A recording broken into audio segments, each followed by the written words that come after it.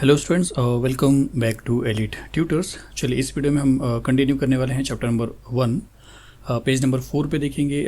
Part 4 है video. तो इसमें हम देखेंगे एविडेंसेस ऑफ इवोल्यूशन। तो पीछे के वीडियो में या पिछली वीडियो में हमने जो इवोल्यूशन के बारे में देखा था, इस वीडियो में हम प्रूफ देखने वाले हैं।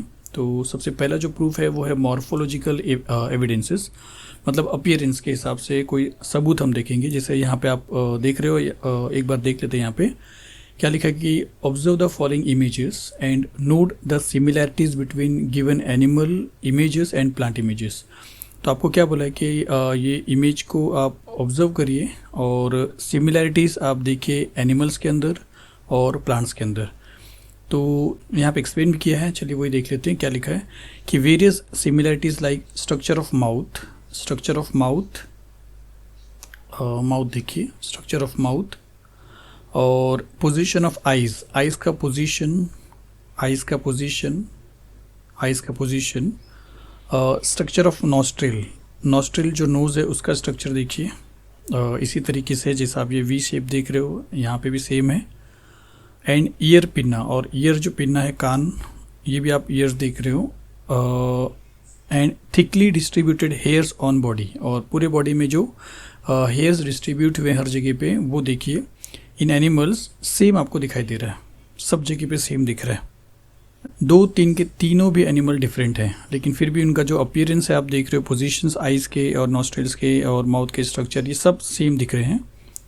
तो are seen in animals whereas similarities in characters like leaf shape. अब लीफ के शेप को देखिए, पॉइंटेड हर जगह पे, थोड़ा सा मतलब हाँ पॉइंटेड है यहाँ पे भी।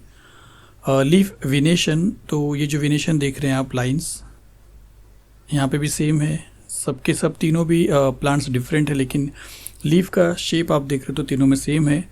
लीफ पिटियोल, ये जो जिससे ये जॉइंट हुआ है लीफ, वो भी सब में एक ही जैसा है, जो आप छोटे छोटे आप देख रहे हो यहाँ पे। फिर अकर इन केस ऑफ प्लांट्स, ये सब तीनों प्लांट में सेम दिखाई दे रहे हैं, जबकि तीनों भी डिफरेंट प्लांट है। उसी तरह यहाँ पे भी आपने वही देखा। तो तीनों डिफरेंट एनिमल होने के बाद, तीनों डिफरेंट प्लांट होने के बाद भी ये सेम ये सारी चीज़ कैसे हो रही है इनके अंदर, वैसी स्ट्रक्चर कैसे दिखाई दे रहा है। तो यहाँ पे लिखा है कि this indicates that there are some similarities in those groups and hence it proves that their origin must be same. तो हो सकता है कि इनका जो ओरिजिन था एकदम स्टार्टिंग में वो सेम रहा होगा। And must have common ancestors, और सबके एंसेस्टर्स जो हैं वो कॉमन रहे होंगे, मतलब सबके जो एंसेस्टर मतलब जन्म देने वाले जो रहेंगे, फर्स्ट जो रहेंगे वो सेम ही रहेंगे, फिर बाद में वेरिएशंस आए हैं। तो इसको देख के ऐसा लगता है कि हाँ इवोल्यूशन करेक्ट है, धीरे धीरे चेंजेस होते गया है। ये पहला एविडेंस था मॉर्फोलॉजिकल। इसके बाद चलते हैं एनाटॉमिकल एविडेंसेस में, जिसमें स्ट्रक्चर आप देखोगे। तो देखिए आपको क्या बोला है कि if you carefully observe the pictures, अगर आप ध्यान से पिक्चर्स को देखते हो चारों को, there doesn't seem any superficial similarity. तो आपको यहाँ पे किसी भी तरीके से कुछ भी डिफरेंसेस दिखाई मतलब कुछ भी सिमिलरिटीज़ नहीं दिखाई देगा। There doesn't seem any superficial similarity, यानी बिल्कुल मिलता जुलता कोई सिमिलरिटी आपको दिखेगा ही नहीं। यहाँ पे सब कुछ आपको बिल्कुल डिफरेंट दिखाई देगा। बिटवीन ह्यूमन हैंड ये वाला, कैट्स 4 लेग ये, फ्लिपर ऑफ वेल ये वाला, और उसके बाद पेटाजियम ऑफ बैट, और बैट का पेटाजियम ये। तो यहाँ पे आपको सब अलग दिख रहे हैं। फिर आगे क्या बोला कि similarly use of each of those structure is different in respective animals. सबका यूज़ अलग है। हाथ आप किस लिए काम करते हो आपको पता है, लेकिन कैट्स का जो 4 लेग है वो चलने के लिए काम आ रहा है। पेटाजियम ऑफ बैट सपोज समझिए उड़ने के लिए काम आ रहा है। फ्लिपर ऑफ वेल स्विमिंग में काम आ रहा है। तो सबका जो फंक्शन है, सबका फंक्शन डिफरेंट है। सिमिलरिटी भी किसी में आपको दिखाई नहीं दे रही है, लेकिन क्या बोला जा रहा है कि however there is similarity in structure of bones. तो यहाँ पे बोन्स के स्ट्रक्चर में आपको सिमिलरिटी दिख रहा है। And bony joints in organs of each of those animals, जिससे यहाँ पे फिंगर फिंगर फिंगर फिंगर, फिर उसके पहले फिर एक बोन, फिर उसके पहले एक बोन, फिर उसके पहले एक बोन, फिर उसके पहले एक बोन, मतलब एक मतलब जॉइंट है यहाँ पे डबल स्ट्रक्चर का। फिर उसके पहले एक बोन, फिर उसके पहले एक बोन, बीच में जॉइंट है, फिर उसके पहले एक बोन, फिर उसके पहले एक बोन। तो बोन के स्ट्रक्चर में सिमिलरिटीज़ दिखाई दे रहा है। तो यहाँ पे इतना भी आप समझ सकते हो कि this similarity indicates that those animals may have common ancestor. तो हो सकता है कि इनके भी जो एंसेस्टर रहे होंगे वो कॉमन रहे होंगे, फिर बाद में इवोल्यूशन हुआ। तो ये सेकेंड एविडेंस था एनाटॉमिकल। अब चलते हैं इसके बाद वाले पे। तो चलिए इसके बाद आपको कैन यू टेल में बोला है कि which are the different organs in body of organisms. तो ऑर्गेनिज्म के बॉडी में कितने कौन कौन से डिफरेंट ऑर्गन्स हैं? तो बहुत सारे हैं, जिसमें से कुछ बता रहे हैं यहाँ पे। लंग्स है, हार्ट है, ब्रेन है, स्टमक है, इंटेस्टाइन है, लीवर है, किडनी है, एक्सेट्रा, बहुत सारे हैं। सेकेंड क्वेश्चन आपसे पूछा कि is each of the organs useful to organism. तो यहाँ पे जो दिया है, मेंशन किया, वो तो सब यूजफुल है, लेकिन कुछ ऐसे भी जो यूजफुल नहीं है, जैसे यहाँ पे कि most of the organs are useful to organisms. At the same time few organs may be present now but they have lost their use in the process of evolution. मतलब कुछ ऑर्गन्स अभी भी बॉडी के अंदर present है, लेकिन उन्होंने अपना जो काम है वो अब लूज कर दिया है, वो अब वो नहीं करने वाले हैं, क्योंकि इवोल्यूशन हुए हैं, उनके अंदर चेंजेस आने लगे हैं। और ह्यूमन बींग्स में अगर आप देखा जाए तो आपने अपेंडिक्स के बारे में देखा है, ये है, फिर भी इसका यूज़ नहीं है। टेल बोन है, लेकिन उसका यूज़ नहीं है। विजडम टीथ के बारे में हमने बताया था। तो ये सब बॉडी के अंदर होने के बाद भी इनका यूज़ नहीं है। तो कुछ ऑर्गन्स हैं, लेकिन उनका यूज़ नहीं है। तो चलिए अब आगे देखते हैं। थर्ड एविडेंस वो है वेस्टिजियल ऑर्गन्स। तो वेस्टिजियल के बारे में हमने ऑलरेडी एक बार देखा था, थोड़ा सा यहाँ पे देखते हैं कि डीजेनरेटेड और under developed useless organs of organisms are called as vestigial organs. तो जो डीजेनरेट हो जाते हैं, जो थोड़े से ख़राब हो जाते हैं, या जो अंडर डेवलप्ड रहते हैं, जो डेवलप नहीं हो पाते हैं, ऐसे यूजलेस ऑर्गन जिनका कोई यूज़ नहीं होता है और ऑफ ऑर्गेनिज्म, किसी भी ऑर्गेनिज्म के, उनको हम बोलते हैं वेस्टिजियल ऑर्गन्स। मतलब वो ऑर्गन जो डीजेनरेट रहेंगे या यूजलेस रहेंगे, मतलब वो बॉडी में प्रेजेंट रहेंगे लेकिन उनका काम कुछ नहीं रहेगा, तो उसको हम बोलते हैं वेस्टिजियल ऑर्गन्स।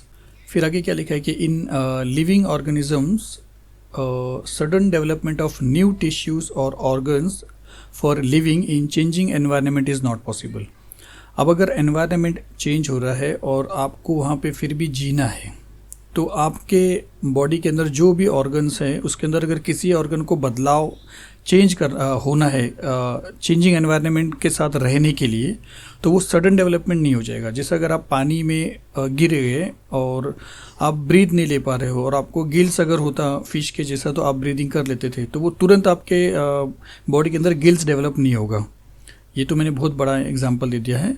मतलब कोई भी चीज़ ऐसे सडनली बदलते हुए एनवायरनमेंट की वजह से अपने बॉडी में डेवलप नहीं हो पाता है। तो इन लिविंग ऑर्गेनिजम्स, कोई भी लिविंग ऑर्गेनिज्म की बात करेंगे तो sudden development of new tissues और organs for living in changing environment is not possible. बदलते हुए एनवायरनमेंट में जीने के लिए सडन डेवलपमेंट किसी भी टिश्यू का या किसी भी ऑर्गन का नहीं होता है, नॉट पॉसिबल है। इंस्टेड, लेकिन उसके अलावा क्या होता है कि existing organs undergo gradual changes. तो हो सकता है कि जो आपके पास ऑलरेडी एग्जिस्टिंग ऑर्गन है उसके अंदर चेंजेस होएगा। ये आप सिर्फ ह्यूमन बींग को लेके मत चलिए, सभी के सभी ऑर्गेनिजम्स में देख के चलिए कि कभी कभी कुछ ऑर्गन्स में धीरे धीरे ग्रेजुअल चेंज होता है, जो सराउंडिंग के जो एनवायरनमेंट चेंज हुए उसको अडाप्ट करने के लिए। फिर आगे देखिए क्या लिखा है, mostly a specific structure in the body is useful under certain situation, however same structure under different situation may become useless or even harmful। जैसे अगर हम मोलार टीथ के बारे में देखें या अपेंडिक्स के बारे में देखें, जो हमने पहले भी देखा था, तो कभी वो स्ट्रक्चर यूज़फुल था किसी एक कंडीशन में। कब जब ह्यूमन बींग क्या करता था, सेलुलोज का डाइजेशन करता था, तो उस टाइम में अपेंडिक्स का यूज़फुल था। लेकिन आज के सिचुएशन में क्या हो रहा है कि उस अपेंडिक्स का यूज़फुल नहीं है। वो हो सकता है कि हमारे लिए हार्मफुल भी हो जाए, या सिर्फ ह्यूमन बींग की बात ना करें, आप किसी और की बात करें, तो उसमें कुछ ऐसे ऑर्गन्स हैं जो पहले यूज़फुल थे पहले के सिचुएशन में, लेकिन आज यूज़फुल नहीं, क्योंकि आज का सिचुएशन चेंज हो चुका है, पर वो आज उसको हार्म करने वाले हैं। तो हम बोल सकते हैं कि however same structure under different situation may become useless और even harmful, such structure begins to degenerate. तो अगर वो हार्मफुल होने वाला है तो वो स्ट्रक्चर क्या होगा, डीजेनरेट होगा, ख़राब होने लगेगा, ख़त्म होने लगेगा अंडर सच सिचुएशन, नए सिचुएशन में, as per the principle of natural selection. क्योंकि नेचुरल सिलेक्शन का प्रिंसिपल यही है कि धीरे धीरे क्या होएगा कि जो ऑर्गन्स, क्योंकि नेचुरल सिलेक्शन का प्रिंसिपल यही है कि नेचर जिसको सिलेक्ट करेगा वही यहाँ पे रह सकता है, जिसको सिलेक्ट नहीं करेगा वो यहाँ से चला जाएगा, और जिसको वो सिलेक्ट कर रहा है तो उसके बॉडी के अंदर धीरे धीरे चेंजेस होते रहेंगे वो उस एनवायरनमेंट को अडाप्ट करने के लिए। फिर देखिए क्या लिखा है, it takes thousands of years for a structure to disappear. उस स्ट्रक्चर को डिसअपियर होने के लिए देखिए थाउजेंड्स ऑफ ईयर जा सकते हैं, इतना फास्ट नहीं होता है।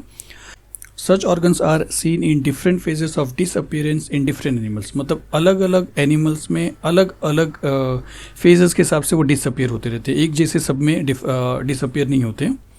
सच ऑर्गन दो नॉन फंक्शनल, तो ऐसे वेस्टिजियल ऑर्गन्स वो नॉन फंक्शनल तो होते हैं, उनका कुछ काम नहीं होता है इन सर्टन ऑर्गेनिजम्स, किसी एक ऑर्गेनिज्म में।